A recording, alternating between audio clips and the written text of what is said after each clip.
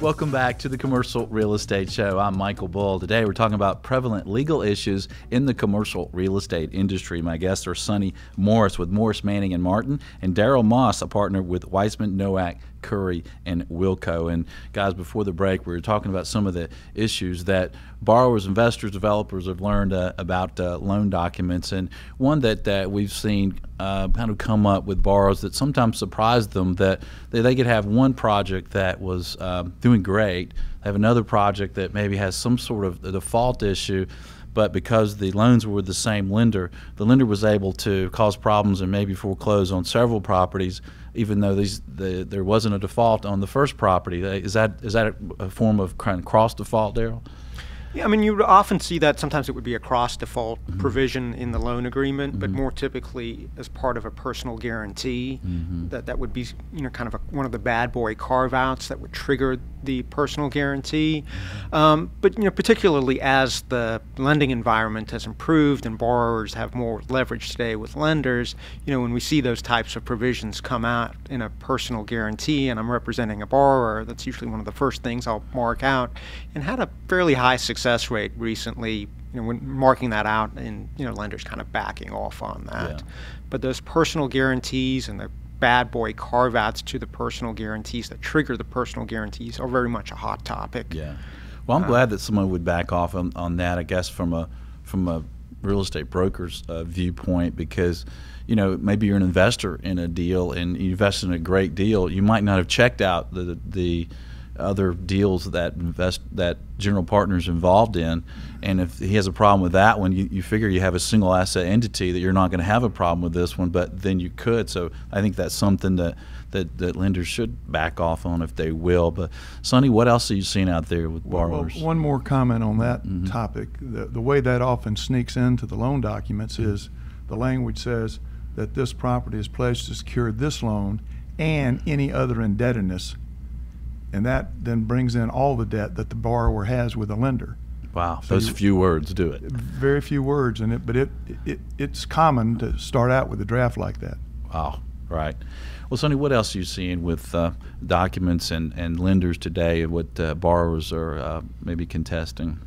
Well, they're contesting, as we've said, the non-recourse carve-outs to make sure that they don't turn non-recourse into recourse. Secondly, both the lenders and the equity investors in projects are requiring the general partners to invest a substantial portion of the equity. And the general partners generally don't have enough working capital to support all their development, so they want to be able to bring in other people to participate with them on the GP side of the investment. And that's very highly negotiated as to what will be permitted and what won't be. And generally, you can negotiate a provision that allow you to bring in 49% of the equity. So if the GP had to put up $1 million, they can find somebody else to come up with $490,000 of it. Right, because the lender's concerned that wants to make sure the GP who's controlling that project has the skin in the game, right? That is correct. All right, interesting. Well, anything else in the kind of the loan document situation? It seems like everyone's more concerned with that on the borrower side and then the lender side. Anything else kind of coming up as a contested issue in these documents? Well, the equity investors are taking a very hard line and often secure the position as the manager of the LLC, that is the investment entity, and then appoint the developer as the administrative agent to run it on a day-to-day basis. But during the downturn, they found that because they weren't the manager, they didn't really have adequate control over the borrower entity. So the equity investors are driving as hard a bargain, if not harder, than the lenders are.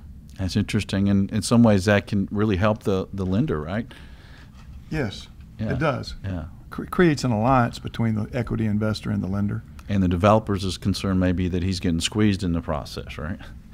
He's concerned that his ability to be entrepreneurial and manage the project, which will have changes, is severely restricted, right. or it can be. So it just depends on how vigorously an equity investor exercises its rights to management. Okay.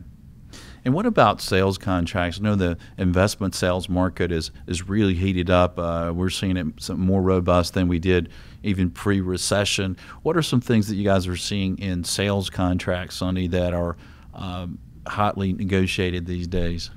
Well, we've turned 100% around, and we now have a seller's market.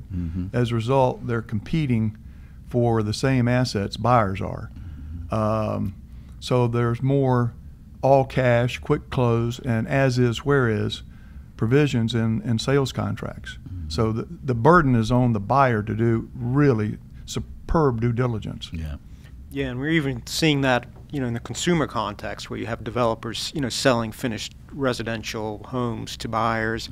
If you look at the disclosures that are on your typical purchase agreement, you maybe had a list of, 5 or 10 disclosures 10 years ago. I mean, our standard purchase agreement that we use for developers selling, residential units, we've got 60+ disclosures, and we're disclosing, all sorts of things that you would think, you read them and you say, this is kind of ridiculous, but they're all the basis of a complaint. And having those disclosures in those contracts, particularly in the consumer context, when you get a complaint for the consumer, you can say, look at disclosure 59, we told you about this. Don't complain about this. There's a restaurant located next to the building. Yes, there will be smells. There's an empty lot next to the building. It may be built. Your view may be blocked if you're up in a high rise. Disclosing those items up front, the list of disclosures are just tremendously expanded. What might surprise people that they might see in those disclosures? What else might surprise them?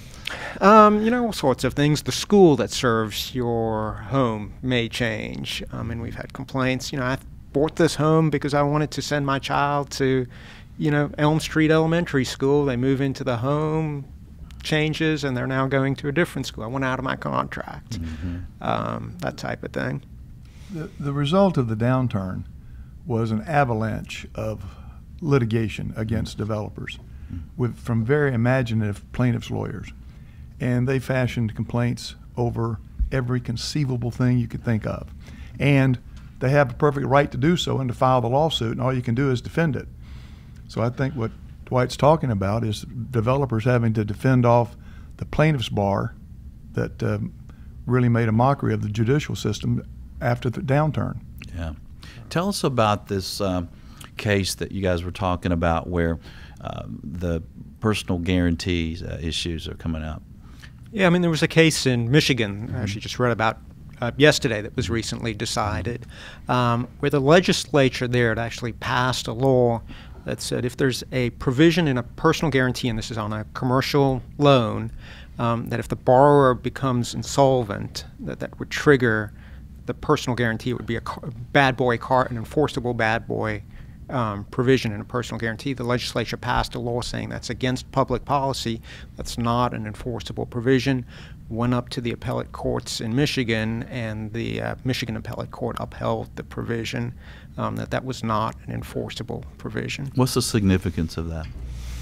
Well, the significance is that you've bargained for a non-recourse loan, and that meant that maybe you had to put in 20% more equity than you would have had it been an a recourse loan. So it's the borrower has bargained for a non-recourse loan. So for the lender then to be able to backdoor their way into a recourse loan changes the benefit of the bargain. Right, and it could have been a project that was doing fine, just the borrower became insolvent, right? Right, all kinds of things. That's crazy. Well, stay tuned. We'll have more prevalent legal issues. I'm Michael Bull. This is the Commercial Real Estate Show. We'll be right back. The Commercial Real Estate Show is brought to you by Bull Realty Commercial Advisors, a great place to do business. Visit bullrealty.com. RealNex, a comprehensive and powerful suite of commercial real estate tools at an incredibly low price. Visit realnex.com. That's REALNEX. FIU, Florida International University. Earn your master's in real estate in as little as 10 months without interrupting your career. Visit FIUonline.com. Xceligent, the resource professionals use for commercial real estate information. Visit xceligent.com. That's XCELIGENT. Commercial Search, the source to market and source available properties for sale or lease. Visit commercialsearch.com. For more information on these great companies or for additional videos, podcasts, or articles, visit creshow.com.